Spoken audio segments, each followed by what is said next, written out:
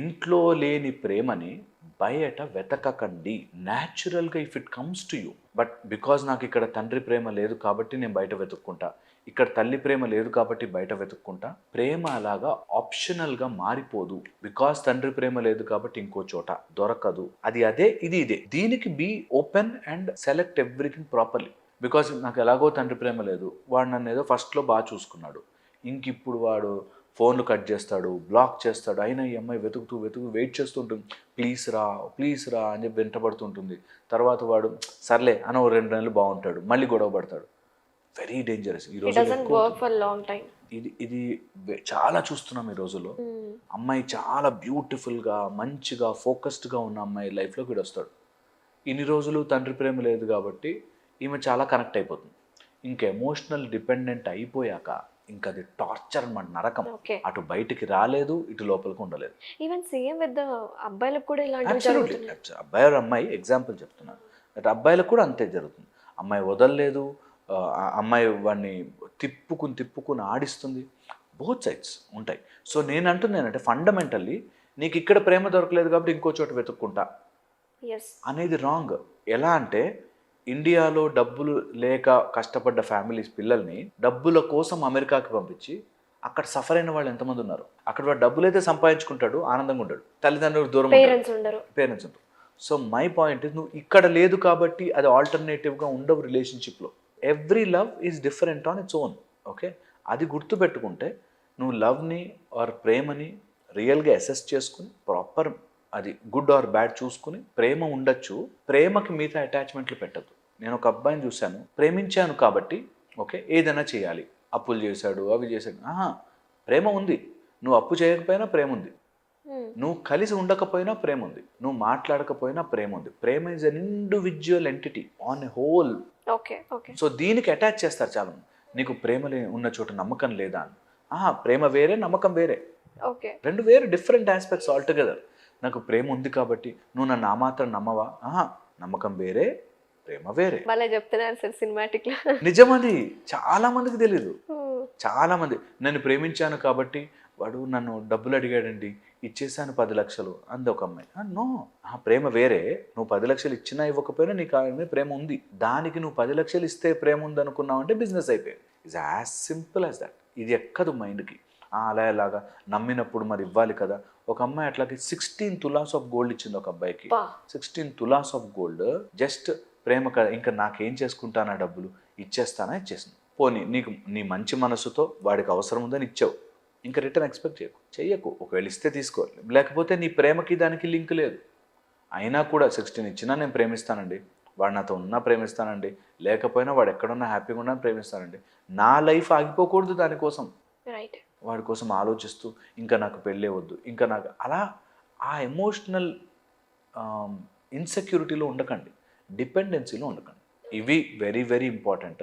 ఇవి చేసుకుంటే మేబీ ఆ సింగిల్ చైల్డ్ ఆర్ ఇక్కడ దక్కని ప్రేమ అక్కడెక్కడో, అక్కడ దక్కని ప్రేమ ఇక్కడెక్కడో అని వెతకరు. ఎంతమందిని చూస్తున్నాము ఈ రోజుల్లో that they become so emotionally foolish. అవును సార్, ఈ ఫూలిష్ అయిపోయి అగ్రెషన్ పెరిగిపోయి లేకపోతే ఆరోగెంట్ గా బిహేవ్ చేసేసి వేరే వాళ్ళని మర్డర్ చేయడము, నాకు దక్కని ప్రేమ వాళ్ళకి ఎలా దక్కుతుంది, బోత్ సైడ్స్. అటు అగ్రెషన్, ఇటు డిప్రెషన్. అంతే, రెండు. అబ్బాయి కావచ్చు, అమ్మాయి కావచ్చు. అటు టూ మచ్ అగ్రెసివ్ అయిపోయే బ్యాచ్ ఒకటి, ఆర్ టూ డిప్రెసివ్ లోకి వెళ్ళిపోయే బ్యాచ్ ఒకటి. ఓకే. మర్డర్స్ ఎక్కువ చేస్తున్నారు సార్. Yeah true. మర్డర్స్ మనకి బయటకు వచ్చే చాలా తక్కువ, మీడియాలోకి వచ్చి బయటకు వచ్చే ఇండైరెక్ట్గా నిజంగా మానసిక హత్యలే. వాడు లిటరలీ ఉంటాడని మాటకే. కానీ నేను చూశాను ఒక అమ్మాయిని మ్యారేజ్ చేసుకుని, ఇద్దరు పారిపోయి మ్యారేజ్ చేసుకుని, వాడికి ఏం పగ పెట్టుకున్నాడో, ఎప్పుడుదో పగ. మనం వెళ్ళిపోదామని చెప్పి ఏదో దండలు మార్చుకుని గుడిలో వచ్చి ట్రైన్ దాకా వచ్చాక ఇప్పుడే వస్తాను వాడు వెళ్ళిపోయాడు. అబ్బా.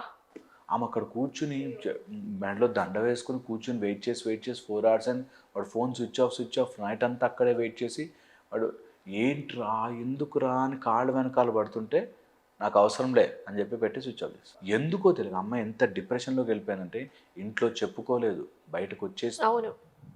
లక్కీలీ పేరెంట్స్ సపోర్ట్ చేశారు కాబట్టి ఆ ట్రామా నుంచి ఆమె బయటకు రావడానికి మాలాంటి వాళ్ళు ఎవరో కౌన్సిలింగ్ చేస్తే సరిపోయింది. కానీ లేకపోతే ఎంతమంది ఉన్నారు అలా. ఎప్పుడుదో కోపం, అది మళ్ళీ అప్పుడుది కాదు. రివెంజ్ ఆ విధంగా రివెంజ్ రివెంజ్ తీసుకోవాలి అని. సో అలాగా చాలా మంది ఉన్నారు. మన లక్ బాగుంటే అలాంటి వాళ్ళు తగలరు మన లైఫ్లో. ఒకవేళ అట్లాంటి వాళ్ళు మన లైఫ్లోకి వస్తే please centre your self, focus చేయండి మళ్ళీ.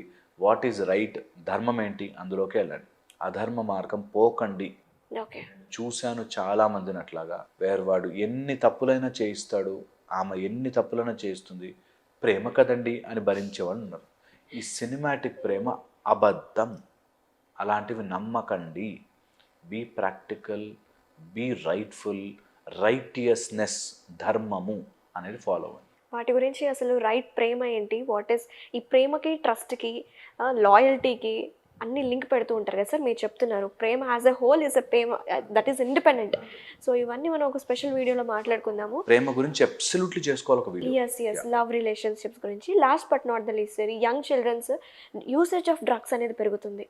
ఎంత గవర్నమెంట్ సరే సే నో టు డ్రగ్స్ అని చెప్తున్నా సరే, బట్ ఇట్ ఈస్ హ్యాపెనింగ్. ఏమంటారు సార్ డ్రగ్ యూసేజ్ గురించి? ఓ మై గాడ్, ఎంత లోపలికి వెళ్ళిపోయిందంటే 9th 10th క్లాస్ పిల్లలు టార్గెట్స్ అవుతున్నారు. చిన్న చిన్న చాక్లెట్లలోంచి ఇస్తున్నారు. Schools, institutions, universities are that big targets. And ఎంత న్యూ లెవెల్ ఆఫ్ డ్రగ్స్ వచ్చేసాయంటే నీకు స్మెల్ కూడా తెలియదు. అట్లీస్ట్ ఆల్కహాల్ స్మెల్ తెలుస్తుందేమో, స్మోక్ స్మెల్ తెలుస్తుంది, ఇది స్మెల్ కూడా తెలియనంత మొత్తం చేరిపోయింది. And there is a code word game నడుస్తుంది. ఈ జెన్జీ వర్డ్స్ అన్నీ వచ్చేసాయి అందులోకి, వేరే మనకు అర్థం కూడా కావు. ఏదో ఫ్లోర్స్ అంటారు, ఏదో కూల్స్ అంటారు, లిప్స్ అంటారు, ఇట్లాగ చాలా వచ్చేసాయి. అలాంటి పదాలు మీ పిల్లల ఫోన్లో చూసినా, వాళ్ళు ఒకరోజు బయటికి వెళ్ళొద్దు అంటే అగ్రెసివ్ అవుతున్నా, లేకపోతే నైట్ టైమ్స్ ఆర్ ర్యాండమ్ టైమ్స్లో బయటికి వెళ్తున్నా పిల్లల్ని గమనించుకోండి. వాళ్ళని ఒకసారి ఎడిక్షన్లోకి వెళ్తే బయటికి రారు. యూత్ అందరూ కూడా. అది హీరోయిజం కాదు. ఎవరైతే పిల్లలు ఈ వీడియో వింటున్నారో, చిల్లర పనులు చేయడమో, తప్పు పని చేయడమో హీరోయిజం కాదు. డ్రగ్స్ తీసుకోవడము హీరోయిజం కాదు. ఏమీ లేకుండా కిక్ తెచ్చుకోవడం హీరోయిజం కాదు. నీ లైఫ్లో ఏదైనా సాధించి, ఏదైనా గొప్పగా చేసి కిక్ తెచ్చుకోవడం హీరోయిజం. కానీ ఈ ఒక ప్యాకెట్ ఆఫ్ దాంతో కిక్ తెచ్చుకుంటే హీరోయిజం కాదు. అండ్ అది మొత్తం నర్వస్ సిస్టమ్ని డ్యామేజ్ చేసి బానిస చేసుకుంటుంది. సో ఎట్టి పరిస్థితుల్లో వెళ్ళొద్దు. అండ్ ఇది అమ్మే వాళ్ళకి ఇవన్నీ సంబంధం లేదు. ఇది అమ్మే వాళ్ళకి ఆర్ ఇట్లాంటి రూములు పెట్టే వాళ్ళకి, నిజంగా ఇలా అమ్మాయిలు కూడా తీసుకోండి, అబ్బాయిలు కూడా తీసుకోండి, ఇది జెండర్తో సంబంధం లేదు అనే ఒక నెరేటివ్ నడుపుతున్న వాళ్ళకి డబ్బులు అవసరం అంతే. ఇదే విప్లవాత్మకం కాదు, ఇదేదో గొప్ప పరిణామం కాదు. వాళ్ళకి డబ్బులు కావడానికి మిమ్మల్ని మార్కెట్ చేసుకుంటున్నారు. ఈ మార్కెట్లో మీరు పడి అది కూల్గా ఉంటుంది, అది చాలా గొప్పది అనే దాంట్లోకి వెళ్ళకండి. అండ్ ఇందులోంచి బయటకు రావడం ఈజీ. ఒక్క నిర్ణయమే important. If you decide you can come. నేను ఇంకా రాలేకపోతున్నాను. ఒక అబ్బాయి వచ్చాడు మా దగ్గరికి, ఇంటర్మీడియట్ పాస్ అయ్యి డిగ్రీ స్టార్ట్. ఆ టైంలో 3 monthsలో అడిక్ట్ అయిపోయాడు. అండ్ ఇట్లా చేతులు వణుకుతాయి దొరకపోతే, ఇట్లా ఇట్లా ఇట్లా ఇట్లా ఇట్లా అయిపోతాడు. నేను చెప్తున్నాను, బయట రావాలి అని మీరు డిసైడ్ అయితే, నేను రాలేనండి ఇంకా బయటికి, సార్ నేను ఇంకా బయటికి రాలేను, ఇట్లా మొత్తం హనుమాన్ తాయెత్తులు కట్టుకుని ఇట్లా ఒత్తుకుంటూ ఉంటాడు. నేను అంటాను, దాటడం మీ చేతిలో ఉంది. ఎవడో మీ లైఫ్ని చాలా మెడిసిన్స్ వచ్చాయి ఇప్పుడు. మెడిసిన్స్తో వాళ్ళని డోప్ చేసేసి 5-6 ఏళ్ళ కెరియర్ స్మాష్ చేసి, అయినా కూడా ఎనీ డే వల్నరబుల్. మళ్ళీ ఒక ప్యాకెట్ కనిపించిందంటే వీళ్ళు they get addicted. One more Arjun Reddy అంతే. సో అందుకని అదే అన్న ఎగ్జాక్ట్ మై పాయింట్, దట్ అది గొప్పగా హీరోయిజంగా ఫీల్ అవుతున్నారు. అక్కడ వచ్చింది దెబ్బ. ఎందుకు మనమంతా ఆపలేకపోతున్నామంటే they feel that is life, freedom, enjoyment. ఇలాంటి పదాలు వాడుతున్నారు. That is crime, silly, senseless, dirty అన్నది గుర్తుపెట్టుకోవాలి. చాలామంది ఏం చేస్తున్నారంటే ఇది హీరోయిజం, అది తీసుకుంటే కిక్, లైఫ్. మనకి ఇది రేవ్ పార్టీస్ అంటారు, అలాంటి పార్టీలో చాలా హై దొరుకుతాయి అనేది హైప్. అరే ఎక్కడైనా అంతే, నీ బుద్ధి మర్చిపోయి రోడ్డు మీద పడిపోవాలి. నువ్వు అది రేవెస్ట్ పార్టీకి వెళ్ళినా, వరస్ట్ థింగ్లోకున్నా అంతే. సో డ్రగ్స్ జోలికి వెళ్ళకండి. Please say no to drugs. And ఈ మాట మాట్లాడితేనే, డ్రగ్స్ వద్దు అని మాట్లాడితేనే పెద్ద పెద్ద టీములు దిగిపోతున్నాయి. మీరు నమ్మరు, అంత పెద్ద క్రైమ్ అంత ఆర్గనైజ్డ్ వేలో నడుస్తోంది. దీనికి అందరము స్టేక్ హోల్డర్స్. పిల్లల దగ్గర నుంచి మొదలుపెట్టి పేరెంట్స్, స్కూల్స్, చిన్న చిన్న షాపులు, అందరూ విజిలెంట్గా ఉండాలి. దీన్ని ఖచ్చితంగా స్ట్రిక్ట్గా ఉండాలి.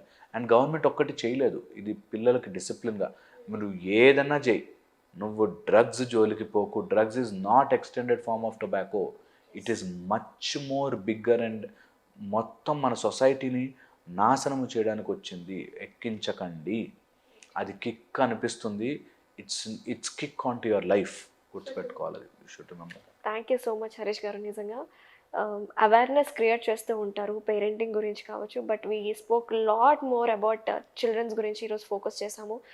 ఎలా ఉండాలి, పేరెంట్స్ ఎలా పెంచాలి పిల్లల్ని, అలాగే పిల్లలు ఏ విధంగా తప్పుదారి పడుతున్నారు, వాళ్ళు ఎలా కరెక్ట్ చేయాలి, స్క్రీన్ టైం కావచ్చు, డ్రగ్స్ గురించి కావచ్చు. Thank you so much for valuable information once again. నమస్తే.